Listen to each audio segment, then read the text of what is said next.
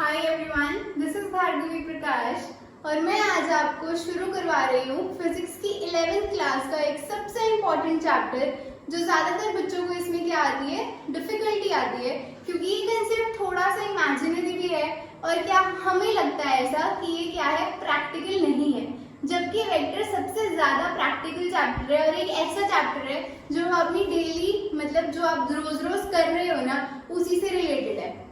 अब शुरू करते हैं इसे। वेक्टर समझने से पहले हमें ये पता होना चाहिए कि दो क्वांटिटीज अपने पास होती हैं। एक होते हैं हमारे स्केलर भैया, एक होती है हमारी वेक्टर दीदी। क्या बताया मैंने? एक होता है स्केलर भैया और एक होती है हमारी वेक्टर दीदी।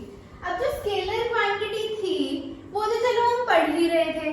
अब हुआ क्या, अब मैंने क्या किया, मैंने बोला यार वर्क डन निकाल के दे दे। वर्क डन का मतलब क्या होता है कि कितना काम किया है हमने उस बॉडी पे। कि चलो मान लो आपको मम्मा ने बोला यार चैप्टर पढ़ ले, तो आप क्या कर रहे हो, कुछ वर्क कर रहे हो उसे पढ़ने के लिए। अब मैंने अगर हम फिजिक्स की टर्म में बोले तो मान लो आपने 10 जूल वर्क कर लिया कुछ भी करने के लिए। मम्मा ने बोला यार टेबल उठा के यहाँ से वहां रख दे, तो आपने क्या किया, कुछ वर्क डन किया उस टेबल को उठा के रखने में। तो इस केस में क्या था, आपने डायरेक्शन तो डिफाइन नहीं की ना कि मैंने 10 जूल वर्क किया है नॉर्थ डायरेक्शन में, ये 10 जूल वर्क किया मैंने साउथ डायरेक्शन में। तो इसमें क्या है, हमने सिर्फ सिंपली मैग्नीट्यूड लिखा है किस चीज का, वर्क डन का।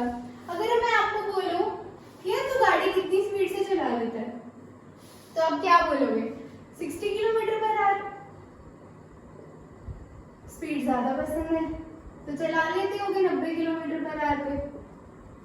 इससे ऊपर चलाना मत, स्पीड थ्रिल्स बट किल्स, वो छोड़िए। तो अब मैंने क्या बोला कि बता यार तू कितनी स्पीड पे गाड़ी चला लेता है, तो आपने बोला यार चला लेता हूँ 60 70 80 90 पे। क्यों?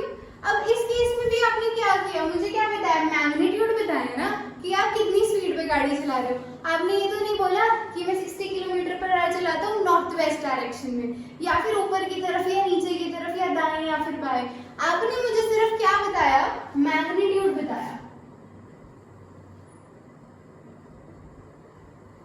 और जब हम सिर्फ मैग्नीट्यूड की बात कर रहे होते हैं तो हम किसकी बात कर रहे होते हैं, स्केलर क्वांटिटी की। तो ये जो हम रोज रोज बातें कर रहे होते हैं कि यार इतना काम कर लिया मैंने, इतनी स्पीड में मैं गाड़ी चला के ले आया, मैंने इतना डिस्टेंस कवर कर लिया, मैंने आज 5 किलोमीटर भाग लिया यार। अब आप भागते हुए तो नहीं बताते ना कि मैं नॉर्थ में भाग कर आया हूँ, मैं साउथ में भाग कर आया हूँ। क्या बताते हैं, सिर्फ मैग्नीट्यूड बताते हैं। तो किसी ने अपना दिमाग लगाया साइंटिफिक वाला और इस पूरी टर्म्स को एक सिंपल क्वांटिटी को की तरह डिफाइन कर दिया, जिसे हम क्या बोलते हैं, स्केलर क्वांटिटी बोलते हैं। तो स्केलर क्वांटिटी का सिंपल सा मीनिंग क्या हुआ, वो क्वांटिटी जिसके पास क्या है, सिर्फ मैग्नीट्यूड है, उसमें कोई डायरेक्शन की बात नहीं होती। अब ये तो काम चल ही रहा था ना, डिस्टेंस बता दिया, स्पीड बता दी, सब बता दिया, तो डायरेक्शन का रूल आया ही क्यों? क्या बोल रही हूँ मैं, डायरेक्शन का रूल आया ही क्यों, क्यों चाहिए थे हमें डायरेक्शन? अब सोचो, अगर मैं आपको बोलूं, सिंपल सा एग्जांपल लेते हैं, आप क्रिकेट खेल रहे हो, अब एक कोई अंधा बंदा है, वो देख ही नहीं रहा, वो कहीं खोया हुआ है, किसी के बारे में सोच रहा है और उसकी तरफ बॉल आ रही है। आप बोलोगे यार बॉल आ रही है, देख देख, वो क्या पूछ रही है, यार कहाँ से आ रही है, कहाँ से आ रही है, कहाँ से आ रही है का मतलब क्या हुआ, वो क्या पूछ रहा है, डायरेक्शन पूछ रहा है।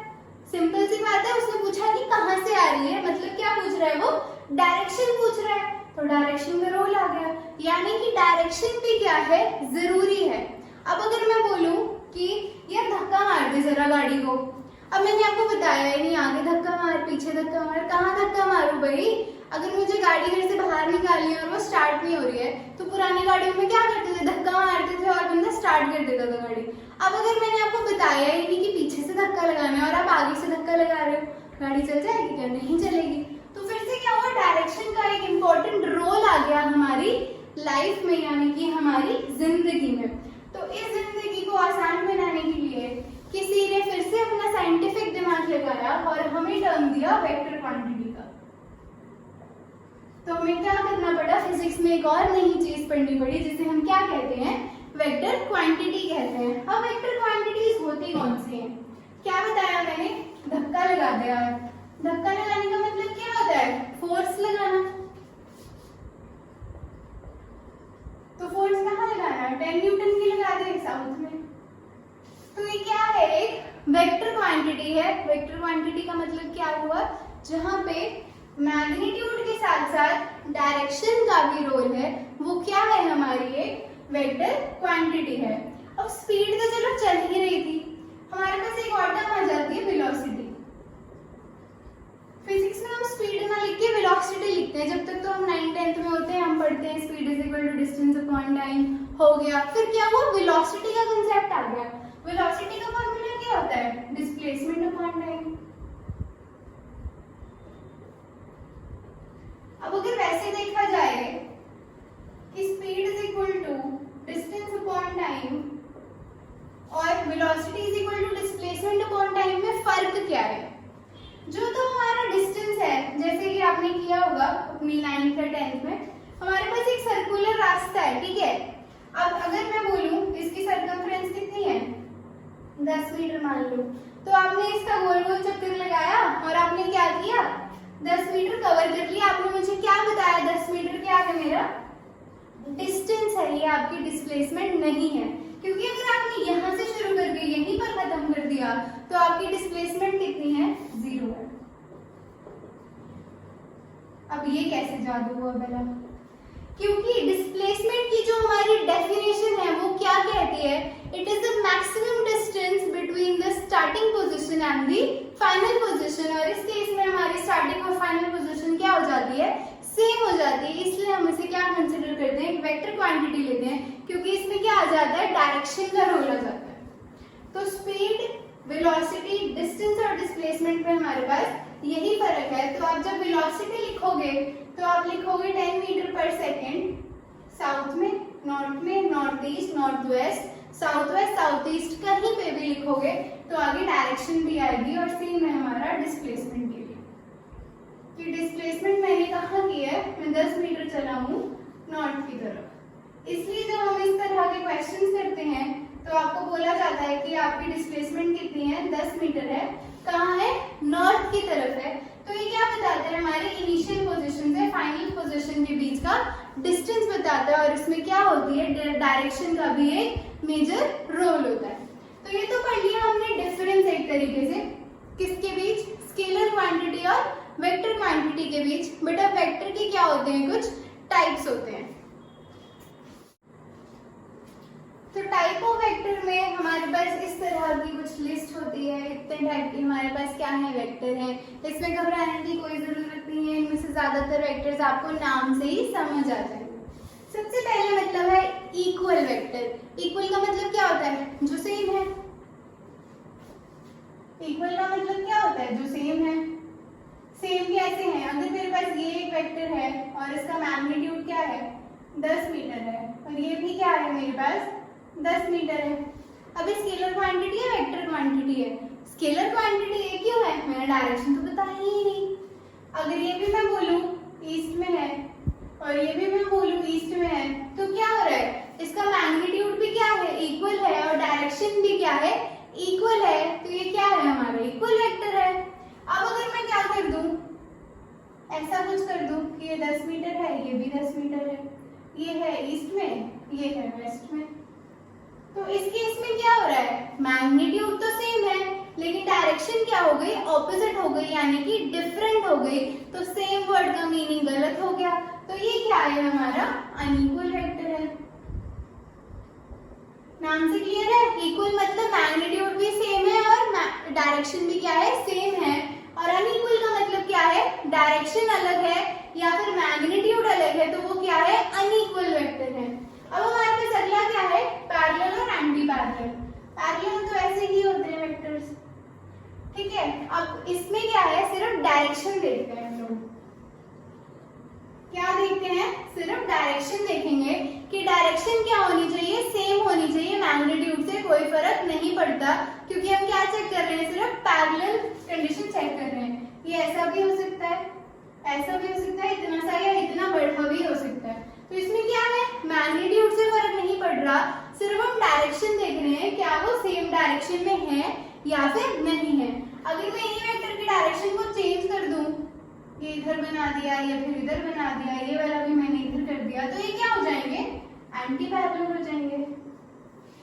ये क्या है, पैरेलल है, ये क्या है, एंटी पैरेलल है। क्यों है, क्योंकि इनकी डायरेक्शन क्या है, ऑपोजिट है या फिर रिवर्स्ड है। तो इसमें क्या मेन रोल हमें याद रखना है, डायरेक्शन का। अब अगला क्या है, कोलिनियर। कोलिनियर वर्ड कहाँ से आया है, लाइन से आया है। लाइन तो मैंने ये खींच दी। अब इस लाइन पे जितने भी वेक्टर होंगे वो क्या होंगे, कोलिनियर होंगे। यहाँ एक वेक्टर है, यहाँ एक वेक्टर है, यहाँ एक वेक्टर है, तो ये सारे क्या है, एक ही लाइन के ऊपर है। तो कोलिनियर का मतलब क्या हुआ, acting on the same line. अगला क्या है, कोप्लेनर। कोप्लेनर वर्ड कहाँ से बन रहा है, प्लेन से। प्लेन कौन से होते हैं हमारे पास, 3 एक्सिस होते हैं, x, y और z। तो x y एक प्लेन है, x z एक प्लेन है और y z भी क्या है, एक प्लेन है। सपोज इस बोर्ड को आपने क्या मान लिया, एक प्लेन मान लिया, और अब मैंने ये वेक्टर एक बनाया और ये दूसरा वेक्टर बना दिया, तो ये दोनों वेक्टर्स क्या है, एक ही प्लेन में लाई कर रहे हैं, तो ये दोनों क्या है, कोप्लेनर है। या फिर अगर ये यहाँ पड़े हैं, अगर ये मेरे पास मेरी नोटबुक है और ये इस प्लेन पे पड़े हैं, तो भी क्या है, कोप्लेनर है। यहाँ पड़े हैं तो भी कोप्लेनर है। ये किसी भी एक प्लेन में एक साथ पड़े हैं तो ये हमेशा क्या होंगे, कोप्लेनर होंगे। अब ये जो कंसेप्ट है ये सारे वेक्टर्स के लिए एप्लीकेबल है, यानी कि any two vectors will always lie in the same plane। क्या लिखा है मैंने कि दो वेक्टर्स हमेशा सेम प्लेन में ही लाई करेंगे। जैसे मैंने बताया कि क्या पता है यहाँ पड़े हो इस प्लेन में, फिर इस प्लेन में हो सकते हैं और इस प्लेन में भी हो सकते हैं। तो ये क्या हो रहा है कि दो वेक्टर हमेशा क्या करेंगे, सेम प्लेन में ही लाई करेंगे। लेकिन अगर आप 3 वेक्टर्स ले आओ तो ये हो भी सकता है और नहीं भी हो सकता। अब क्या पता ये एक वेक्टर है और एक वेक्टर मैंने यहाँ लगा दिया, तो ये 3 वेक्टर क्या है, अलग अलग पोजीशंस में है। जैसे कि ये परपेंडिकुलर की कंडीशन होती है, तो ये हमेशा क्या होंगे, एक प्लेन में नहीं होंगे। ये एक प्लेन में कब होंगे, अगर मेरे पास कुछ इस तरह से है, ये मेरा एक वेक्टर, ये मेरा दूसरा वेक्टर और ये मेरा तीसरा वेक्टर भी कहाँ पड़ा है, इसी प्लेन के अंदर है। ये मेरा क्या है, प्लेन है। बट अगर ये क्या है, म्यूचुअली परपेंडिकुलर है, तो उस केस में क्या होगा, ये एक प्लेन में नहीं पड़े होंगे, तो उस केस में क्या होगा, एक वेक्टर किसी और प्लेन में भी हो सकता है। तो ये पढ़ लिया हमने कोप्लेनर के बारे में। इसके बाद क्या है, कॉन्करेंट वेक्टर। कॉन्करेंट वेक्टर का वर्ड कहाँ से मिला है हमें, अगर मैं आपको बोलूं जैसे क्लास में कोई बच्चा होता है ना जिसको सारे बच्चे आकर तंग करते हैं, वो क्या बन जाता है, हमारा बलि का बकरा बन जाता है। हर कोई आके उसे पंचिंग बैग बना के उसकी बजा के चला जाता है। ऐसा करना नहीं है, गलत बात है। तो अगर ये मेरे पास एक पॉइंट P है और इस पे यहाँ से भी फोर्स लग रही है, यहाँ से भी फोर्स लग रही है और यहाँ से भी फोर्स लग रही है, तो ये क्या है, कॉन्करेंट पॉइंट है। और इस पॉइंट पे जो भी फोर्सेस लग रही हैं, यानी कि हमारे जो तीनों वेक्टर्स हैं वो इस कॉन्करेंट पॉइंट पे फोर्स लगा रहे हैं, तो ये तीनों क्या है, हमारे कॉन्करेंट वेक्टर्स हैं। क्या बताया मैंने, अगर एक हमारे पास एक पॉइंट है, सिंगल पॉइंट जिसे हम कह रहे हैं हमारा कॉन्करेंट पॉइंट, उस पे 3 अलग अलग डायरेक्शन से सेम पॉइंट पे फोर्स लगाई जा रही है, तो वो जो तीनों फोर्स के वेक्टर्स हैं वो क्या है, कॉन्करेंट वेक्टर्स हैं। अगला हमारे पास है जीरो या नल। जीरो का मतलब क्या है, जीरो का मतलब तो जीरो ही होता है। तो जीरो क्या है, हमारा मैग्नीट्यूड। बट क्योंकि ये हम क्या पढ़ रहे हैं, वेक्टर पढ़ रहे हैं, तो डायरेक्शन तो होगी। तो जो इसकी डायरेक्शन होती है वो होती है आर्बिट्रेरी। अब ये आर्बिट्रेरी वर्ड तो बहुत बड़ा लग रहा है, इसे छोटा कर देते हैं। इसका मतलब होता है एनी पॉइंट या फिर किसी भी डायरेक्शन में। अब मैं आपको क्या बोल रही हूँ, मैंने 0 न्यूटन की फोर्स लगाई नॉर्थ में, 0 न्यूटन की फोर्स साउथ में, 0 न्यूटन की फोर्स वेस्ट में। अब जीरो तो जीरो ही है ना यार, वो नॉर्थ में लग रही है, साउथ में लग रही है, वेस्ट में लग रही है, कहीं पे भी लग रही है, उसका मैग्नीट्यूड जब 0 है तो उसकी कोई वैल्यू ही नहीं है। ये हम कहाँ यूज करते हैं, जब हम इनिशियल, जैसे हम इनिशियल वेलोसिटी बता रहे हैं किसी ऑब्जेक्ट की, वो क्या है, 0 है। मतलब स्टार्टिंग में अगर हमारे पास कोई बस, ट्रक या कुछ भी ट्रेन ट्रून है, तो वो क्या कर रही है, मूव करना शुरू करेगी कुछ गिवन टाइम के बाद, तो इसकी इनिशियल वेलोसिटी तो क्या होती है, 0 होती है। लेकिन हम स्पीड नहीं बोल रहे हैं, हम क्या बोल रहे हैं, वेलोसिटी बोल रहे हैं। तो आप इसकी डायरेक्शन कुछ भी बोल दो कि ये 0 है, north south, north east, north west, south west, कहीं पे भी बोल दो, उससे कुछ फर्क नहीं पड़ेगा, क्योंकि इसकी डायरेक्शन आर्बिट्रेरी होती है। मतलब कुछ भी डायरेक्शन आप इसे असाइन कर सकते हो। क्यों? क्योंकि इसका मैग्नीट्यूड तो क्या है, 0 है। तो ये क्या है, 0 वेक्टर, या फिर हम इसे क्या बोल देते हैं, नल वेक्टर। अब इसके बाद अगला तो हमारे पास क्या है, यूनिट वेक्टर। अब ये जो यूनिट वेक्टर है ना, ये बहुत इंपॉर्टेंट है। ये 12th में भी हम पढ़ेंगे, आगे भी आप लोग पढ़ोगे, पढ़ते ही रहोगे इसको। तो यूनिट वेक्टर की इतनी इंपॉर्टेंस है क्यों, क्यों इतना भाग दिया जाता है इसे, इस यूनिट वेक्टर को, ऐसा क्या किया है इसने? यूनिट वेक्टर को इतनी इंपॉर्टेंस इसलिए दी जाती है क्योंकि इसका जो यूज है वो किसमें है, डायरेक्शन बताने में। ये हमें क्या करता है, हमें डायरेक्शन बताता है, इसलिए इसकी इतनी ज्यादा इंपॉर्टेंस है किसमें, फिजिक्स के किसी भी पार्ट में। आप कुछ भी पढ़ लो, आगे चल के इलेक्ट्रोस्टैटिक्स पढ़ोगे, आप कुछ भी पढ़ोगे, वहां पर हम किसका यूज करते हैं, यूनिट वेक्टर का यूज करते हैं। अब ये डायरेक्शन कैसे बता रहा है, अगर हम इनको 2 वर्ड में तोड़ लें, पहला वर्ड क्या है, यूनिट। यूनिट का मतलब होता है 1, यूनिट का मतलब क्या होता है, 1 होता है। और वेक्टर का मतलब क्या है, डायरेक्शन है। मैग्नीट्यूड तो ऊपर लिख ही दिया 1, और क्या है, डायरेक्शन है। तो ये एक ऐसा वेक्टर है जिसका मैग्नीट्यूड तो क्या है, 1 है, और इसकी हमें क्या बताता है, सिर्फ डायरेक्शन बताता है। इसे हम कैसे डिनोट करते हैं, आई कैप से, या फिर एक्स कैप, वाई कैप, जे कैप, एफ कैप, कुछ भी हो सकता है। तो ये सब क्या है, हमारे यूनिट वेक्टर है। और यूनिट वेक्टर असल में होता क्या है, वही vector upon its magnitude. Unit vector की अगर हमें वैल्यू निकालनी है तो वो क्या होगी, वही वेक्टर अपॉन इट्स मैग्नीट्यूड। अब हमें ये डायरेक्शन कैसे बता रहा है वो मैं आपको बताती हूँ।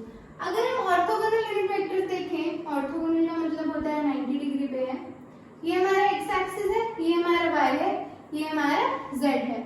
तो जो एक्स एक्सिस के साथ जो वेक्टर चलता है, कौन सा वेक्टर, यूनिट वेक्टर चलता है, उसे हम बोलते हैं आई कैप। जो y के साथ चलता है उसे हम बोलते हैं j कैप, और जो z के साथ चलता है उसे हम क्या बोलते हैं, k कैप। तो ये जो i कैप, j कैप और k कैप है, ये क्या है, यूनिट वेक्टर है, और हमें क्या बता रहे हैं, डायरेक्शन बता रहे हैं। तो अगर मैं आपको कभी भी बोलूं कि एक यूनिट वेक्टर है जिसे मैं आई कैप बोल रही हूँ, तो आपके दिमाग में क्लिक करना चाहिए कि आई कैप का मतलब क्या बोल रही हूँ मैं, कि वो x डायरेक्शन में है। क्या बताया मैंने, आई कैप छोड़ दो, अगर मैं बोल रही हूँ कि मेरे पास एक यूनिट वेक्टर है जिसे मैं k कैप बोल रही हूँ, तो आपके माइंड में क्या आना चाहिए, k कैप से सीधा z आना चाहिए, यानी कि वो वेक्टर कहाँ है, z डायरेक्शन में है। तो इसी वजह से इसका इतना इंपॉर्टेंस है हमारी फिजिक्स में, क्योंकि हमें क्या बताता है, डायरेक्शन बताता है। और वेक्टर का पूरा कंसेप्ट ही किस पे है, डायरेक्शन पे। तो ये क्योंकि उसमें मदद कर रहा है, इसलिए हम इसे इतनी इंपॉर्टेंस देते हैं। और इसका सिंपल सा फॉर्मूला वही है, वही वेक्टर अपॉन इट्स मैग्नीट्यूड। तो आई कैप क्या हो जाएगा हमारा, आई वेक्टर अपॉन आई का मैग्नीट्यूड। अभी तो हमें पता है यूनिट वेक्टर है, इसलिए इसकी वैल्यू क्या होती है, 1 होती है। तो ये पढ़ लिया हमने टाइप्स ऑफ वेक्टर्स। अब अगला टॉपिक है हमारा पैरेलल शिफ्ट ऑफ वेक्टर्स। ये सुनने में भी अजीब है, और ये टॉपिक काफी सारे बच्चों को बहुत ही अजीब लगता है, बट इसमें अजीब कुछ है ही नहीं। क्यों नहीं है, इसको तोड़ लेते हैं। पहला वर्ड क्या है, पैरेलल है, यानी कि हमारे पास कुछ पैरेलल चीज है, वो क्या है वो आगे देखेंगे। शिफ्ट का मतलब क्या है, मूव करना। किसे मूव कर रहे हैं, वेक्टर को, यानी कि हम मूव कर रहे हैं वेक्टर को किसी पैरेलल पोजीशन में। कैसे, अगर मेरे पास ये वेक्टर है, मान लो ये 10 न्यूटन का हमारे पास वेक्टर है, इस डायरेक्शन में ये जा रहा है, ठीक है। अब मुझे इसे क्या करना है, शिफ्ट करना है। कैसे शिफ्ट करना है, पैरेलल शिफ्ट करना है, इसी की पैरेलल शिफ्ट होगा। तो मैंने क्या कर दिया, इसे यहाँ से उठा के यहाँ रख दिया और ये दोनों क्या होने चाहिए, एकदम पैरेलल होने चाहिए। तो ये मैंने क्या कर दिया, पैरेलल इसको शिफ्ट कर दिया किसे, हमारे वेक्टर को। तो इस कंसेप्ट को ही हम क्या बोलते हैं, पैरेलल शिफ्ट ऑफ वेक्टर बोलते हैं। क्या किया हमने, उसी वेक्टर को एक जगह से उठा के दूसरी जगह पे रख दिया। ऐसा हम कर सकते हैं। अगर मेरे पास इस तरह का कोई वेक्टर है तो मैं इसके पैरेलल इसको क्या कर सकती हूँ, शिफ्ट कर सकती हूँ। या फिर मेरे पास इस तरह का कोई वेक्टर है तो मैं उसे उठा के यहाँ पे रख सकती हूँ। इन दोनों में कुछ भी फर्क नहीं है, सिर्फ हमने यहाँ से उठा के इसे यहाँ रख दिया।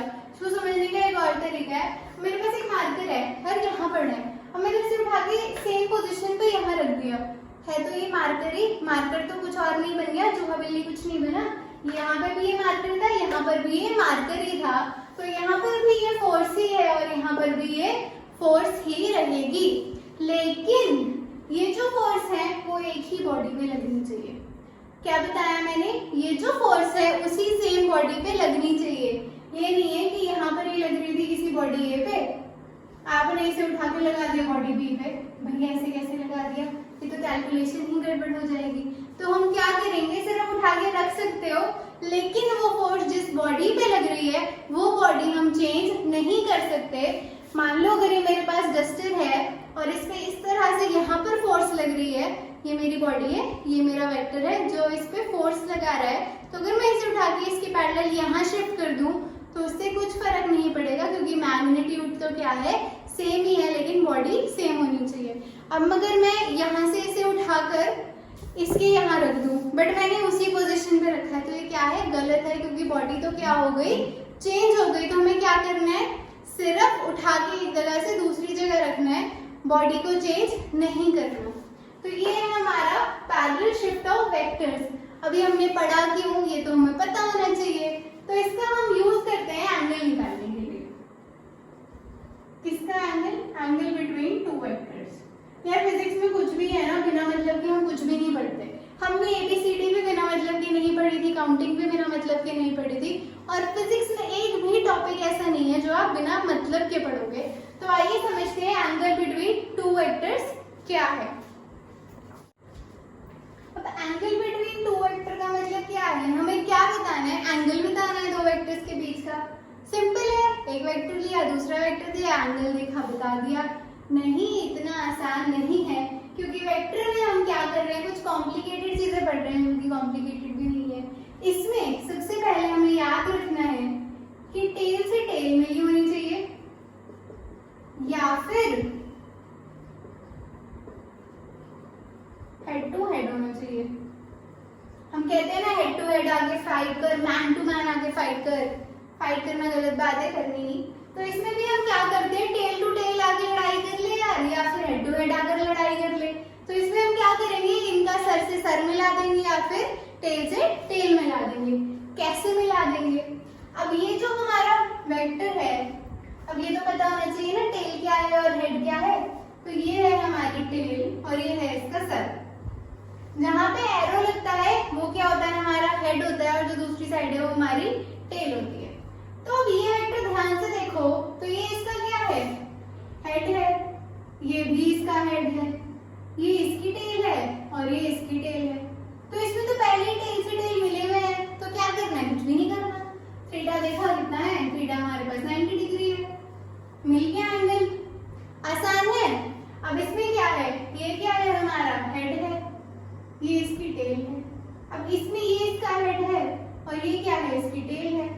इसमें तो कुछ लोचा लग रहा है, इसमें क्या है, टेल हेड से मिली हुई है, भाई ये तो गलत हो गया। तो क्या करेंगे, अब इसके टेल से टेल कैसे मिला है यार, ये तो बड़ा कॉम्प्लिकेटेड लग रहा है। बिल्कुल कॉम्प्लिकेटेड नहीं है। क्या करेंगे, पैरेलल शिफ्ट ऑफ वेक्टर के कंसेप्ट को क्या कर लेंगे, यूज करेंगे, और हम क्या करेंगे, इसी को उठा के थोड़ा ऊपर रख देंगे। क्या किया मैंने, इस वेक्टर को उठा के थोड़ा ऊपर रख दिया, तो अब ये क्या हो गई, ये इसकी टेल बन गई और ये इसका हेड था। तो हम कौन सा एंगल निकाल लेंगे, इन दोनों के बीच का ये वाला एंगल। कैसे निकाल लेंगे, ये क्या है, स्ट्रेट लाइन है, पूरा एंगल कितना है, 180 डिग्री का है। तो 180 डिग्री माइनस 70 कितना होता है, 110 डिग्री। तो इसमें हमें अपना थीटा कितना मिल गया, 110 डिग्री। तो ये निकल गया हमारा 110 डिग्री। अब एक और बच्चा आया, उसने क्या बोला, यार टेल से टेल नहीं, मुझे तो हेड से हेड मिला भाई हेड से हेड मिला ले। क्या करेंगे हम, इस वेक्टर को पीछे ले जाएंगे तो ये कैसा बन जाएगा, ऐसा बन जाएगा। अभी क्या हो रहा है, हेड टू हेड मिल रहे हैं, तो हमें क्या निकालना है, ये वाला एंगल निकालना है। वापस से स्ट्रेट लाइन बन रही है, ये 70 है तो ये कितना आएगा, 110 ही तो आएगा। तो हमने देख लिया कि टेल से टेल मिलाओ या फिर हेड से हेड मिलाओ, आंसर हमेशा सेम ही आता है। तो ये हमने ये कर लिया। अब ये वाला क्या था, इसमें तो पहले से ही हेड टू हेड मिल रहा है, तो इसमें तो हम क्या लिख देंगे, थीटा को डायरेक्टली लिख देंगे कि वो कितना है, 110 डिग्री है। तो हमने क्या किया है इस पूरे टॉपिक में, हमने यूज किया है, किसे यूज किया है, पैरेलल शिफ्ट ऑफ वेक्टर के कंसेप्ट को यूज किया है। किस लिए, एंगल निकालने के लिए दो वेक्टर्स के बीच में। हमने कैसे निकाला, हमें बस ये याद रखना है कि या तो टेल से टेल मिल रही हो या फिर हेड से हेड मिल रहा हो, बाकी का काम अपने आप हो जाता है। तो हमने आज के लेक्चर में क्या किया, रिवाइज कर लेते हैं। हमने देखा स्केलर क्या है और वेक्टर क्या है, वेक्टर जरूरी क्यों है। हम कुछ भी पढ़ना शुरू करें ना यार, तो ये हमेशा याद रखना, हमें पता होना चाहिए कि वो हम पढ़ क्यों रहे हैं। हमारी लाइफ में डायरेक्शन होनी चाहिए, इसलिए डायरेक्शन की क्या है, बहुत इंपॉर्टेंस है। और इस इंपॉर्टेंस को हमने नाम दिया है वेक्टर क्वांटिटी का। तो वेक्टर क्वांटिटी क्या है हमें समझ आ गई, जिसका मैग्नीट्यूड भी है और डायरेक्शन भी है। फिर हमने टाइप्स ऑफ वेक्टर पढ़े, equal, unequal, collinear, coplanar, anti parallel, parallel, unit vector. जो सबसे इंपॉर्टेंट था, क्यों इंपॉर्टेंट था, क्योंकि वो हमें डायरेक्शन दे रहा था। एक्स एक्सिस में आई कैप, वाई में जे कैप और जेड में के कैप होता है। उसके बाद हमने ऑर्थोगोनैलिटी पढ़ी यूनिट वेक्टर की। उसके बाद हमने क्या किया, पैरेलल शिफ्ट ऑफ वेक्टर्स किया, जिसे हमने यूटिलाइज करके कहाँ देख लिया, इसमें देख लिया। और हमने प्रूफ कर दिया कि पैरेलल शिफ्ट ऑफ वेक्टर का कंसेप्ट क्या है, सही है। और ये टेल टू टेल मिलाओ या फिर हेड टू हेड मिलाओ, आंसर क्या आएगा, सेम ही आएगा। तो ये था हमारा आज का लेक्चर। लेक्चर पसंद आया हो तो लाइक कर देना वीडियो को। बाकी आप अपने दोस्तों के साथ जितना शेयर करोगे उतना अच्छा होगा, क्योंकि आप भी पढ़ो वो भी पढ़े। फिर कुछ नए नए क्वेश्चंस आएंगे वो तो नीचे कमेंट कर देना। Thank you so much.